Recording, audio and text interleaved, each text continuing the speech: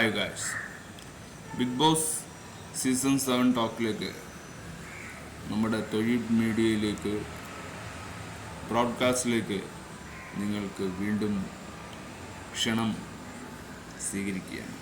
അപ്പം ഇപ്രാവശ്യം നമ്മൾ എക്സ്പ്ലെയിൻ ചെയ്യുന്നത് ലൈവ് എപ്പിസോഡാണ്. അപ്പം ചില എപ്പിസോഡുകൾ വിട്ടുപോയിട്ടാണ് നമ്മൾ കാണിച്ചിരിക്കുന്നത്. അപ്പോൾ ഇപ്രാവശ്യത്തെ സീസൺ എന്ന് പറയുമ്പോൾ ക്യാപ്റ്റനായിട്ട് വന്നിരിക്കുന്നത് big Boss Malayalam season 7 episode എതിർത്തപ്പോഴും മറ്റ് വീട്ടമ്മമാർ എതിർത്തപ്പോഴും അനീഷ് എങ്ങനെയാണ് ആദ്യത്തെ ക്യാപ്റ്റനായത്, അതാണ് ഇപ്രാവശ്യത്തെ സീസണിലെ 1 ക്യാപ്റ്റൻ്റെ കാര്യങ്ങൾ. എല്ലാവരും എതിർത്താണ് സീസൺ 7 ക്യാപ്റ്റനിൽ അനീഷ് എന്ന് പറയുന്നൊരു വ്യക്തി പെട്ടെന്ന് ക്യാപ്റ്റനാണ്. ഒരു അത്ഭുതം എന്ന് തന്നെ പറയാം.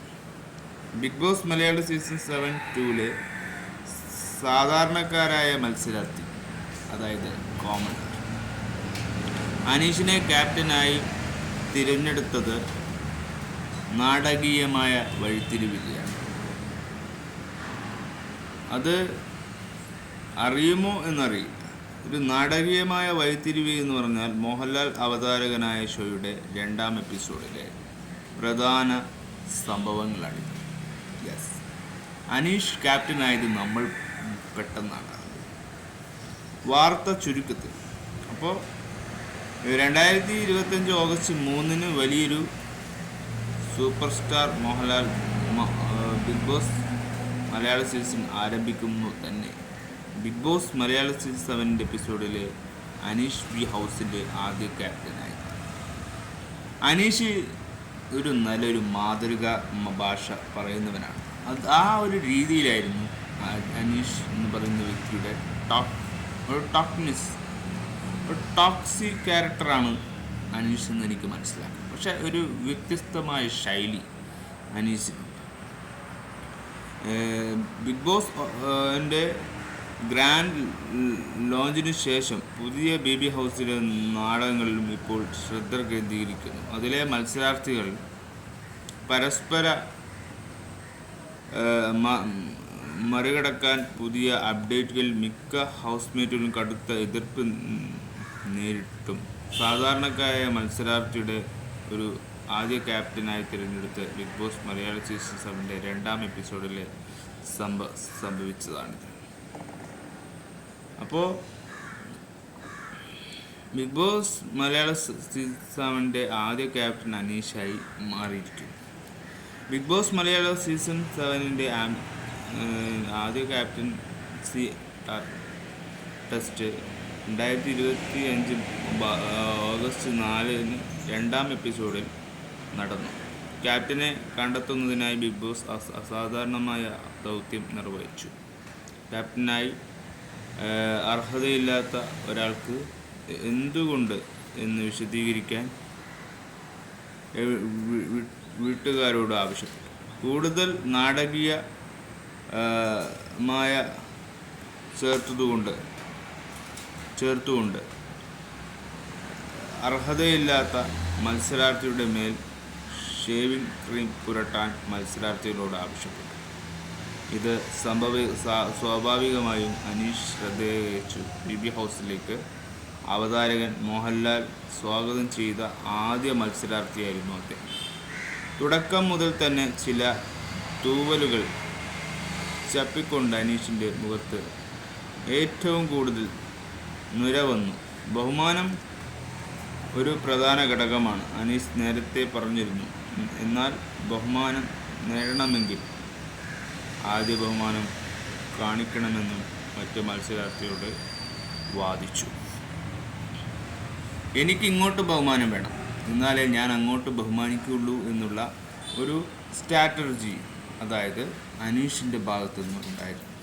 അനീഷ് ഒരു നിസ്സാരമായ വ്യക്തിയല്ല. സാധാരണക്കാരനായും അസാധാരണമായ പല കഴിവുകളും അനീഷ് എന്ന ഒരു എഴുത്തുകാരനുണ്ട്. അദ്ദേഹം ഒരു നിലപാട് പ്രവർത്തിക്കുന്നവരാണ്. അദ്ദേഹം പുറത്താകുമെന്ന് പ്രതീക്ഷിച്ചിരുന്ന മറ്റ് മത്സരാർത്ഥികൾക്ക് ഇതൊരു നെട്ടലായിരുന്നു അനീഷിൻ്റെ. ഏറ്റവും വലിയ പുതിയ ബിഗ് ബോസ് മലയാള സീസണിൻ്റെ ടാഗ് ലൈൻ അനീഷിൻ്റെ പേരിലായിട്ട് ഏഴിൻ്റെ പണി ഇതായിരുന്നു ബിഗ് ബോസ് കൊടുത്തിരിക്കുന്നത്.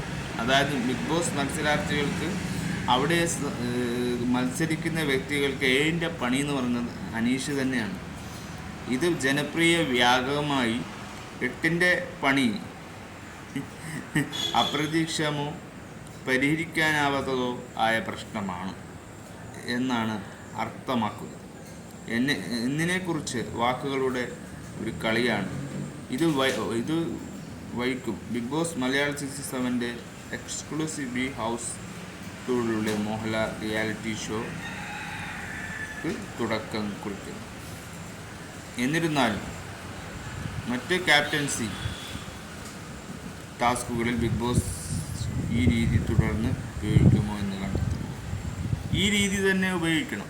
കാരണം നമ്മൾക്ക് നെട്ടലുണ്ടാവണം. നാടകീയമായ മുഹൂർത്തങ്ങളിലൂടെയായിരിക്കും ബിഗ് ബോസിൻ്റെ കടന്നു എത്തേണ്ടത് എന്നത് പ്രേക്ഷകരുടെ ആവശ്യമാണ്.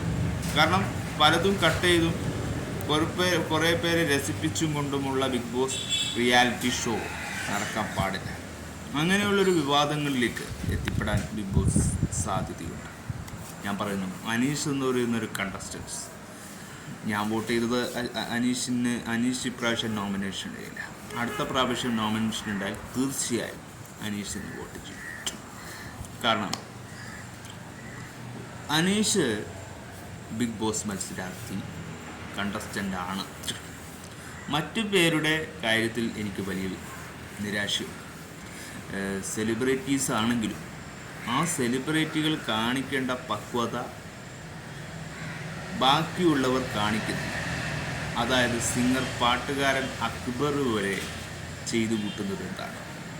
ഷാനവാസ് കാണിക്കുന്നത് എന്താണ്? ഒരാളെ ഇറിറ്റേറ്റഡ് ചെയ്തുകൊണ്ട് സൂചിപ്പിക്കുക. പക്ഷെ അയാൾക്കറിയാം ഞാനാണ് വിന്നർ എന്ന് അയാൾക്ക് അറിഞ്ഞുകൊണ്ടാണ് അയാൾ കളിക്കുന്നത്. കാരണം അയാളുടെ മൈൻഡിൽ അതാണ്. ഒറ്റപ്പെടുക എന്ന് എന്താണെന്ന് തെളിയാത്തവർക്ക് മറ്റൊരു രീതിയാണ് അനീഷിൻ്റെ വാക്കുകൾ. ഞാൻ ഒറ്റയ്ക്ക് നടക്കുന്നു, എൻ്റെ കൂടെ നടക്കുന്നെങ്കിൽ അവരല്ലേ തോൽവികൾ. ഞാൻ ഒറ്റപ്പെടാൻ നടക്കുകയല്ല. ഞാൻ എൻ്റെ പേഴ്സണൽ കാര്യത്തിന് ഞാൻ ചിലപ്പോൾ നടന്നുകൊണ്ട് സംസാരിക്കും. പിറകെ വരുന്നത് അവൻ എന്തൊക്കെയോ കിട്ടാൻ വേണ്ടിയാണ്. ഇതാണ് ബിഗ് ബോസിൻ്റെ മെസ്സേജ് കൊടുത്തിരിക്കുന്നത്. അതും അനീഷും നേരിട്ട് കൊടുക്കുന്നതാണ്. അനീഷ് ജസ്റ്റ് കീപ്പിങ്, അതായത് ഒരു അകലത്തിൽ മാത്രമാണ് അനീഷിൻ്റെ സ്റ്റാൻഡ്. അനീഷിൻ്റെ രീതിയും അത് തന്നെയാണ്. ഒരിത്തിരി അകലം വെച്ചുകൊണ്ടാണ് അനീഷ് ആരെയും സ്നേഹിക്കുക. കൂടുതൽ അങ്ങ് കെയർ ചെയ്യില്ല. അനീഷിൻ്റെ സ്വഭാവം വെച്ച് നോക്കുമ്പോൾ അനീഷ് നന്നായി ആൾക്കാരെ നന്നായി വളരെ ടാലൻറ്റോടെ കീപ്പ് ചെയ്യാൻ അറിയാം.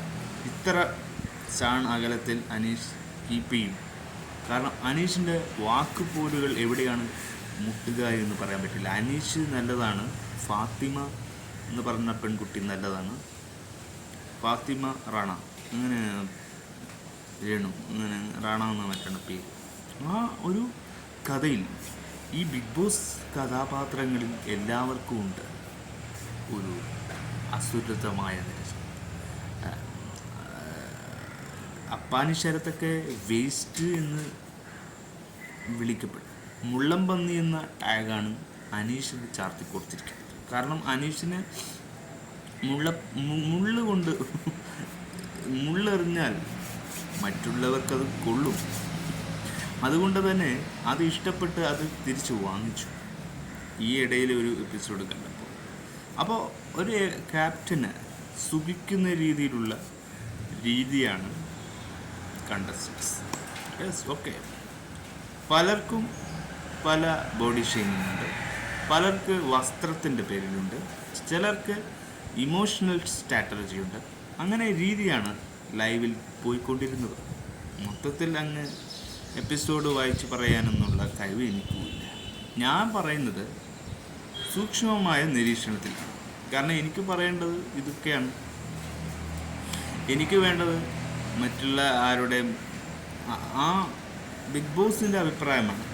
ബിഗ് ബോസ് ആണ് ഇപ്പോൾ നിലപാടില്ലാത്ത രീതി സംസാരിക്കുന്നെങ്കിൽ ബിഗ് ബോസ് ആണ് യഥാർത്ഥ കുറ്റക്കാർ. അപ്പോൾ പലരെയും സേഫാക്കും. അതായത് സെലിബ്രിറ്റികളെന്ന് പറഞ്ഞ് സാധാരണക്കാരെ അടിച്ചു താഴ്ത്തുന്ന പരിപാടി പണ്ടുണ്ടായിരുന്നു, ഇപ്പോൾ ഉണ്ട്. അത് നടത്തിക്കൊണ്ടു പോകുന്നുണ്ട് ബിഗ് ബോസ്. അങ്ങനെയുള്ള സ്ട്രാറ്റജി പ്രേക്ഷകർക്ക് വോട്ടായി കൊടുക്കാൻ പറ്റില്ല.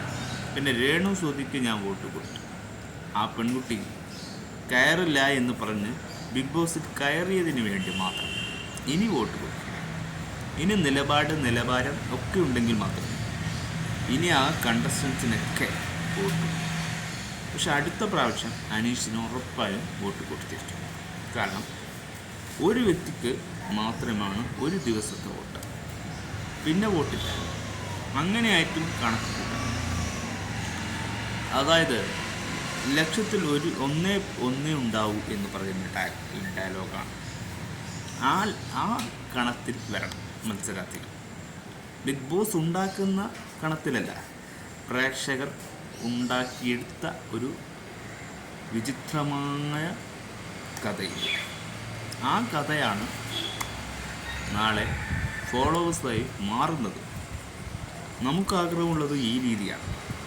പച്ചയായ മനുഷ്യനെ പച്ചക്ക് തിന്നാൻ മടിയില്ലാത്ത ബിഗ് ബോസ്. ഇങ്ങനെയൊക്കെ ടാഗ്ലൈൻ തരും. ഇത് പാടില്ല. അപ്പോൾ നിലപാട് വേണം, വ്യക്തത വേണം, അംഗീകാരം വേണം. ഇതൊക്കെ ഉണ്ടെങ്കിൽ ഒരു ബിഗ് ബോസ് മത്സരാർത്ഥിയായി മുന്നോട്ട് പോകാൻ പറ്റും. ആദ്യത്തെ നോമിനേഷന് തന്നെ ഔട്ടാവാൻ സാധ്യതയുണ്ട്. അതുകൊണ്ട് തന്നെ രേണുസുതി ഒന്നും ഗെയിം കളിച്ചിട്ടില്ല. പിന്നെ രേണുസുതിക്ക് വോട്ട് കൊടുക്കുന്ന രേണുസുതി എപ്പോഴും പറയുന്ന രീതിയിൽ വെല്ലുവിളിയാണ്. എല്ലാവരോടും എന്തും പറയാനുള്ള ഗട്സ് ഉണ്ടാക്കും. ഒരു പേഴ്സണലി തന്നെ ഒരു പവർ ഉണ്ടാക്കിയെടുക്കുക എന്നതാണ് രേണുസുതിയുടെ ടാഗ്. ഓരോരാൾക്കും ഓരോ രീതിയിലുള്ള ആറ്റിറ്റ്യൂഡാണ്. അപ്പോൾ ആരെയും വിലയിരുത്താൻ പറ്റില്ല. അപ്പോൾ